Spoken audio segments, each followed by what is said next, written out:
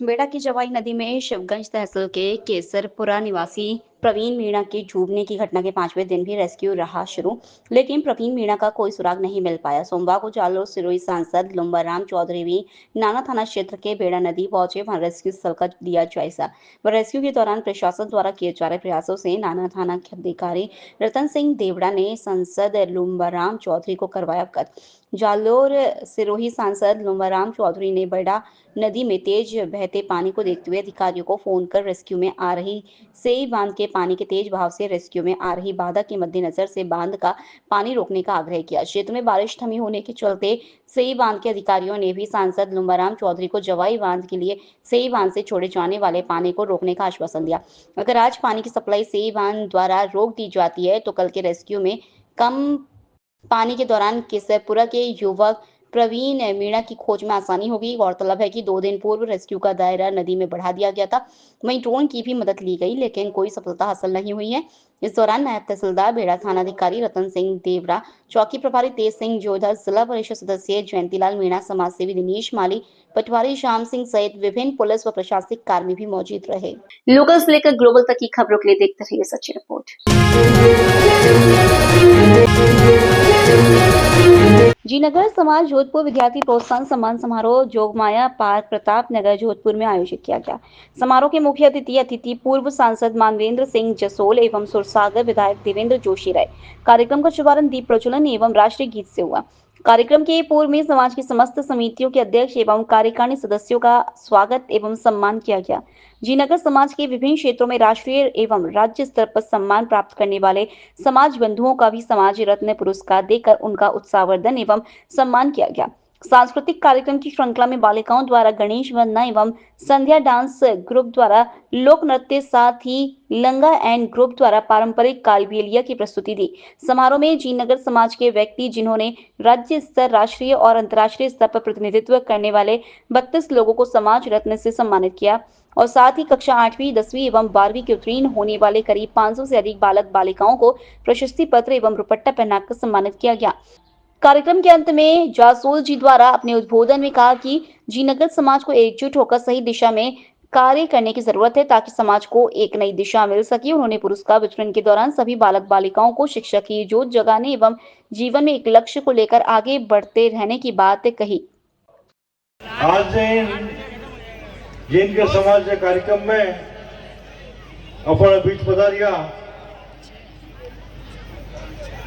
बाड़मेर जैसलमेर पूर्व सांसद, पूर्व विधायक आदरणीय मानवेंद्र सिंह जी और सब मोटो परिचय वो है कि राजस्थान में भारतीय जनता पार्टी रो जो एक परिचय हो वो माननीय जसवंत सिंह जी चालू।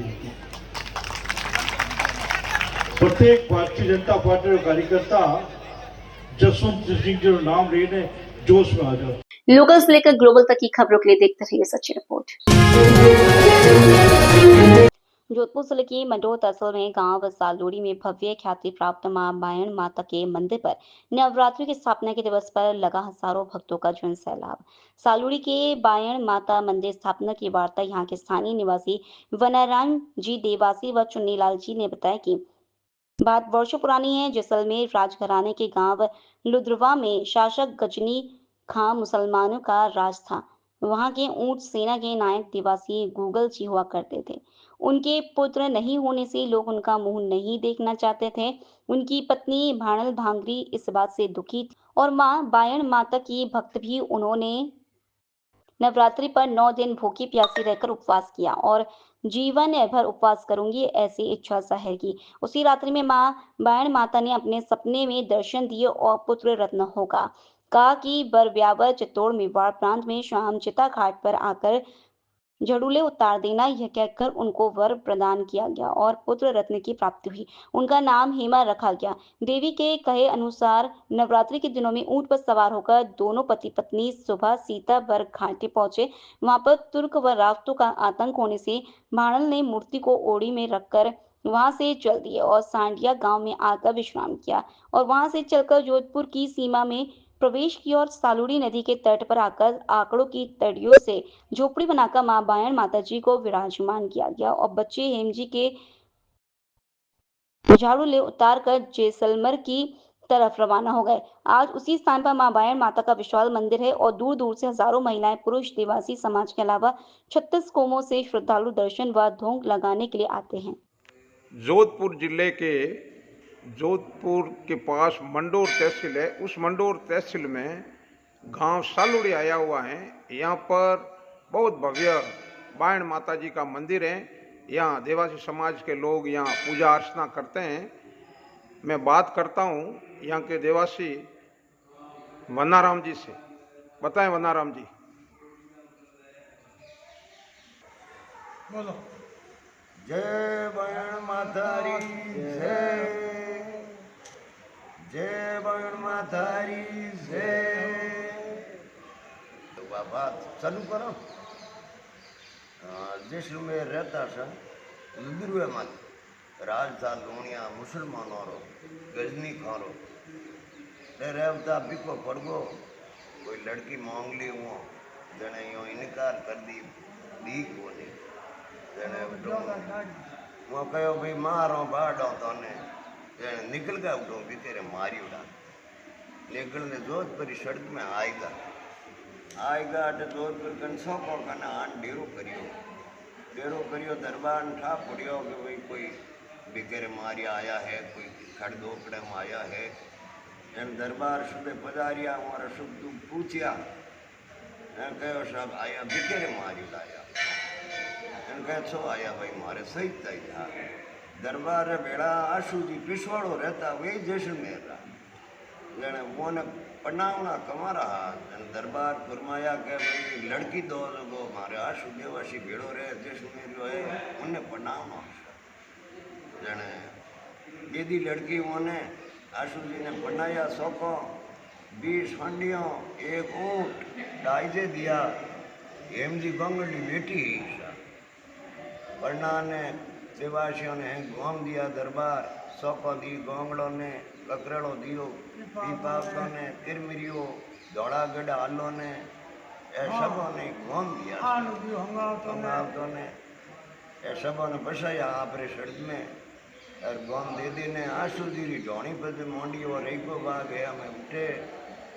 कने होंडियों ने ही जने उठे आप ढोनी किले में सेठी पाउन दी अंबा पत्र करने लिखने दे दियो दरबार आंसू दी ने दरबार भाई जी रो शादी रीस नो कर दियो के पनी जाओ कोनी बाग ने मंडो डाई दे दो तो पनी जाओ जने सोची कहो जाने दरबार रोणीशान कहो जान आशुद्दीन धर्मभाई बिना दो जन आशुद्दीन धर्मभाई बिनाया बिनान कहो भाई कौंसली मांगू लेके पुरमा वर्षा कहो के बाग ने मंडो डाई जे मांगे आई भाई जी पनी जी जन कहो ओलो भाई जी दे दो मारी ढोणी उठा ले जन आप तो जाने उठे आशो नाडो बसाई वर्षा आड़ो है और बाग बीजा उठ दे दिया पर तंबा पत्र करने और नोम आप रोज रियो तो रही का बाग हो जे रे कोशा आप कौन है? आशा गुंगली गोंगड़ हाथ को मोरे पुत्र बीजा नहीं हा बोलिया दाढ़ी मूछो भी दी जने दुनिया हड़खड़ने जाती अवगणों में होता बाजरी बहुने जने हम आ जाता तो लोग फाचा गिर जाता रुकन खराब जने गोंगल जी गोंगल गिरो हमारी औरत भोंगरी उन रीणो करने खूबी देवा माते के मारो मुंडो कोणी देखे नहीं 9 दिन तक अन्न लिया नहीं निर्णी उतरी जन माँ बहन जो उठे रहती बर्रा घाटा में उठो आने और प्रगट हुई क्या भाई तू रीणो करियो क्यों होती ये डोगरी बूढ़ी बनने आई मैं देवी हूँ क्या नहीं तू तो डोगरी है देवी नहीं जन देवी आप रूप धारण कर भोंगरी ने वो डेटोंग दियो क्या मैं देवी हूँ और तारे कोई बात तृष्णा है जो मैं तारी पूरी करूँ तो अगर स्वामी तो पहुँच गया हूँ हमारे गर्दन ने दाढ़ी मूछो नहीं लोग मुंडो नहीं देखे साधन होती तो अगर भाई तारे दाढ़ी मूछो नहीं सुबह खुलो करी जने बुझाई आ जाई मूछो दाढ़ी थने नमीनो पुत्र मुँह दे एम जी नाम दरा એને પુત્ર ગયો નમીનો હેમજી કયો જડુલો બડો આન મારે ઠેઠ કરજે ભાઈ આ સ્વામ સીતા બર ઘાટે બર ઘાટે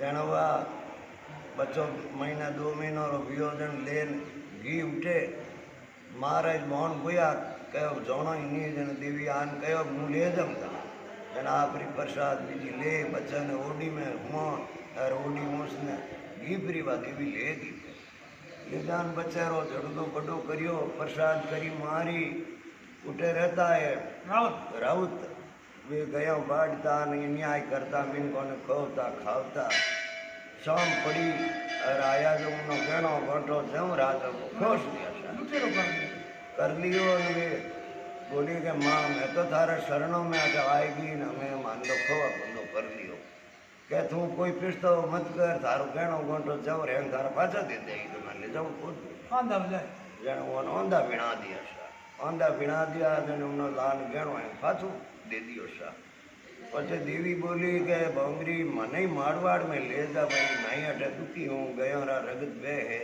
मिदवारो करो जने कहो माँ थाने की कर ले जाऊँ तब मारी मोर तो तारी ओडी में मेल दे बच्चा नहीं होन दे तू ही हो जा मैं आवाज करूँ उन टाइम तू रेवने हो जाएगी पछे थारे गाणो वे जीती भाई हाली जाइए डबजे में पीछे रास्ते में कर जाई और बच्चन कहो आ होगी अरे देवी आवाज करी भाई हमें रहोने होता जना लेन रहोने होगी सा दिन उगो हाडूड़ी पहुंची सा नहीं हांडी गांव बे मोलियो हाँ हांडी गांव में रुपी ने केलीट बे मोलियो केलीट बे मोलियो उठे में केली पूजी हमें मंदिर इंदरे पछे तो हाडूड़ी आटा ही हाल अटे आने कदी क्यों देवी ने आ फिर दातन जी जा करा दूं मैं भी मारो कर लूं दातन छोड़ा बच्चा ने तन सुंगायो ना रुकी सा पाची है जो आखिरी हम भी हटो गया हूँ भी तो गवड़ चार तो गया हूँ तो चमकी के गवड़ कहो हाँ माँ हो के भाई कहो हमें भाई मैं आटे रे हमें मुँह को आलू नहीं मांगरी देवी ने ठा और एक पर हटा तू तारी जा ठाए ठिकोने मैं हटे ज रहे हूँ जने कहो माँ थारो कहीं है लौन मठ थनकी नदी में सोड़ने जाऊँ नदी बहती हटे तो जन कहो के दातण करायो थे जो सीर ने रोक दे नी बुझाई हटे ओ हेलोन मारो जन खीपड़ा ला ने देवी रे झोपड़ी बिना देवी ने मैं बैठा ना तो आपनी गोम की साट आप बात है सब लोकल से लेकर ग्लोबल तक की खबरों के लिए देखते रहिए सच्ची रिपोर्ट। भरतपुर जिले में खाद की कालाबाजारी को रोकने के लिए जिला कलेक्टर कमल चौधरी ने दुकानों पर कृषि अधिकारियों को निगरानी रखने के लिए सख्त आदेश दिए। वैर उपखंड के गांव हतीजर एवं धरसोनी गांव धर्मेंद्र खाद बीज भंडार, अशोक खाद बीज, लक्ष्य राज बीज भंडार एवं अन्य खाद बीजों की दुकानों पर बयाना कृषि अधिकारी मुनीम सिंह गुर्जर ने अपनी निगरानी में खाद वितरण सरकारी उचित दामों में करवाया। बयाना कृषि अधिकारी मुनीम सिंह गुर्जर ने बताया कि रविवार को वैर उपखंड के गांव हतीजर, धरसोनी इत्यादि में दुकानों निरीक्षण कर किसानों को सरकारी उचित दामों में वितरण करवाया है। साथ ही दुकानदारों को हिदायत भी दी गई है, अगर किसी किसान को परेशान किया या ओवर रेट ली गई तो तुम्हें किसी भी हाल में नहीं बख्शा जाएगा। गुर्जर ने कहा, किसान अन्नदाता है, अन्नदाता को किसी भी हाल में परेशान नहीं करना है। किसानों को लूटा गया तो आपके खिलाफ उचित कार्रवाई की जाएगी। मैं हर पल किसानों के साथ हूँ, किसानों के साथ किसी भी तरह की परेशानी नहीं की जाएगी। श्रीमान जिला कलेक्टर महोदय के निर्देशन में एवं विभागीय उच्च अधिकारियों के निर्देशन में आज दिनांक 21/9/25 को लक्ष्यराज खाद बीज भंडार धरसोनी एवं हतीजर में स्थित धर्मेंद्र खाद बीज भंडार एवं अशोक खाद बीज भंडार एवं हनी खाद बीज भंडार का औचक निरीक्षण किया गया।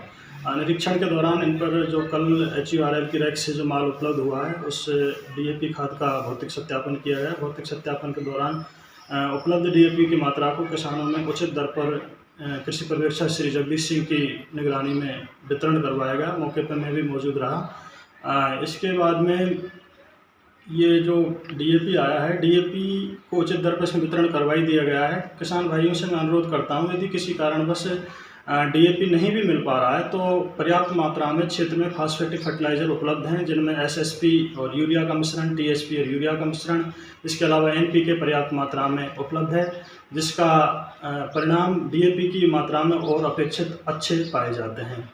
तो आपने जो DAP के रेट से वितरण करवाया वो क्या रेट से वितरण करवाया? जी देखिए, डीएपी की रेट 1350 रुपये की है सरकारी दर, और उसी दर पे आज हमने लगभग 700 कट्टों का वितरण करवाया गया है। कौन सी जगह पे करवाया था आपने? ये हतीजर में है 3 फर्म और एक फर्म है धरसों में। लोकल से लेकर ग्लोबल तक की खबरों के लिए देखते रहिए सच्ची रिपोर्ट।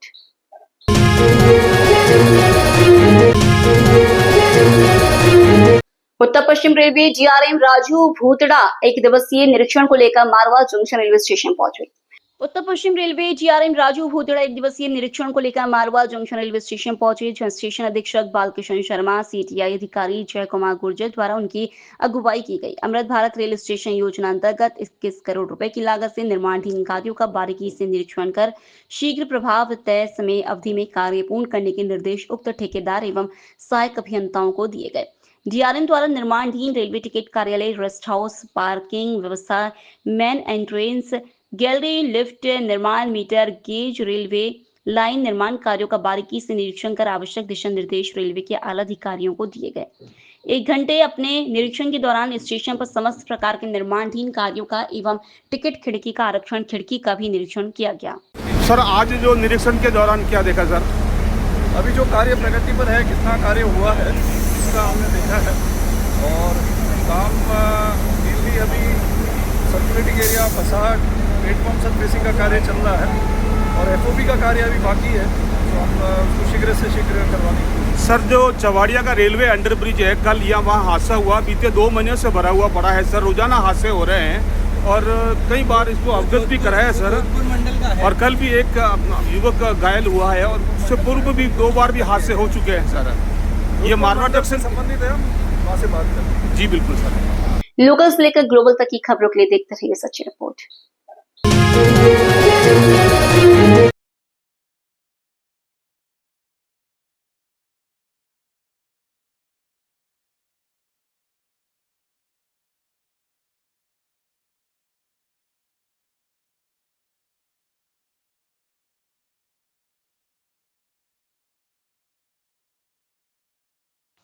नगर निगम पालिका दशहरा पर्व के उपलक्ष्य में श्री रामलीला कमेटी द्वारा संगीत में 9 दिवसीय रामलीला का भव्य मंचन किया जाएगा। कमेटी के उपाध्यक्ष हीरालाल व्यास ने बताया कि इस वर्ष की रामलीला विशेष होगी क्योंकि यह 50वीं संगीत में रामलीला होगी। इसके लिए बीते 20 दिनों से स्वामी दयानंद बगीजीत कुम्हारों का बास रामदेव रोड पाली में स्थानीय कलाकारों द्वारा पूर्वाभ्यास किया जा रहा है। ढोल ताशा की सुंदर संगीत में ध्वनि बजाकर व विधि विधान के साथ मंच पूजन किया गया। श्री रामलीला का संगीत में मंचन 25 सितंबर 2025 तृतीय से 3 अक्टूबर 2025 तक भारत मिलाप व सांस्कृतिक कार्यक्रम तक चलेगा। पूजन कार्यक्रम में कमेटी अध्यक्ष जीवराज चौहान, निर्देशक हरिचरण वैष्णव, उपाध्यक्ष हीरालाल व्यास सहित मंच निर्माण से जुड़े पदाधिकारी और कार्यकर्ता उपस्थित रहे। स्थानीय कलाकारों के अथक प्रयासों से पाली में आज भी रामलीला का जीवंत और सजीव चित्रण होता है, जो नगर की सांस्कृतिक धरोहर को जीवित रखे हुए है। लोकल से लेकर ग्लोबल तक की खबरों के लिए देखते रहिए सच्ची रिपोर्ट।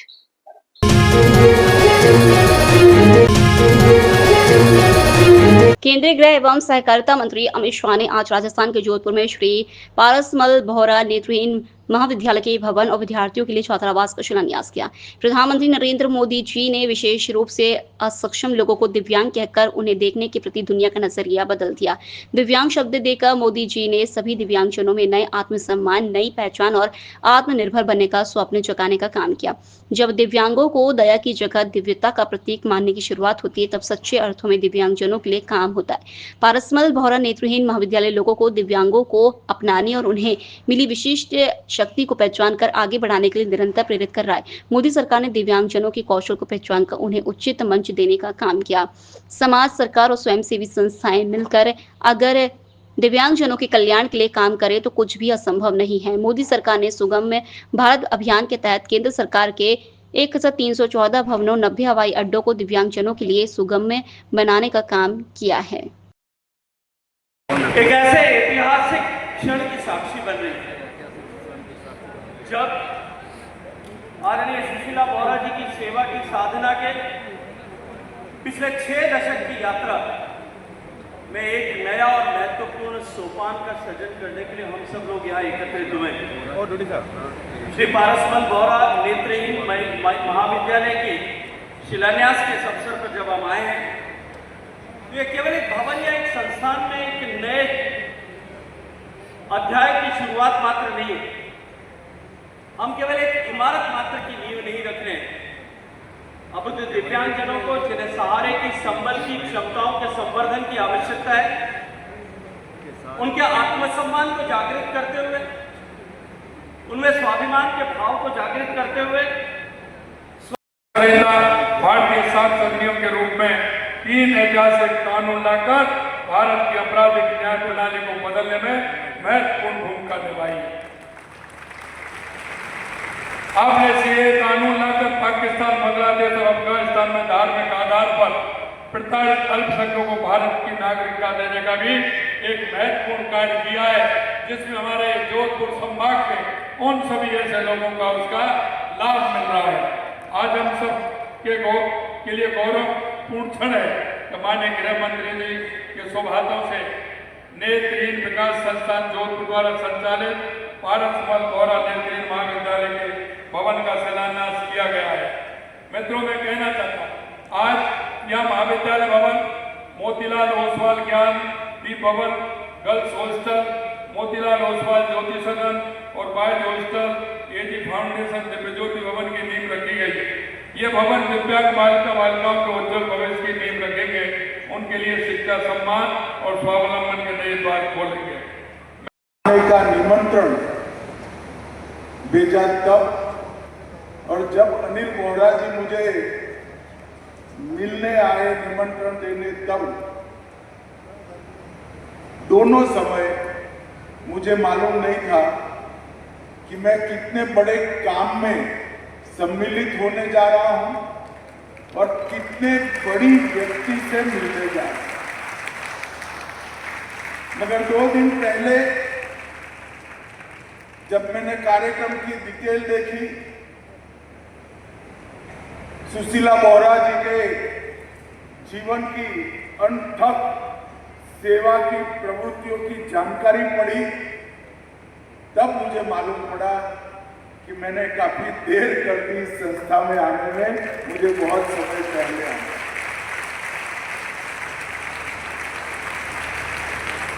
मित्रों, हम सब भारत के लोग ईश्वर में श्रद्धा रखते हैं। कर्म के सिद्धांत को कमोबेश अपने अपने धर्म के अनुसार मानते हुए हमारे जीवन में सुख दुख उसका नियंत्रण हमारे हाथ में नहीं है। वो एक प्रकार से कर्म से बंधकर ईश्वर के हाथ में ये न्यायिक प्रक्रिया रखी हुई है।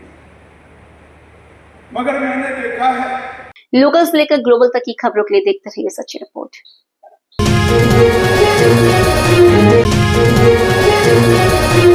मारवा जंक्शन के RN टेगो विद्यालय पर 69वीं जिला स्तरीय सेपेक टकरा प्रतियोगिता का शुभारंभ हुआ। ब्लॉक शिक्षा अधिकारी एवं स्थानीय जनप्रतिनिधियों की उपस्थिति में विधिवत प्रतियोगिता का शुभारंभ किया गया।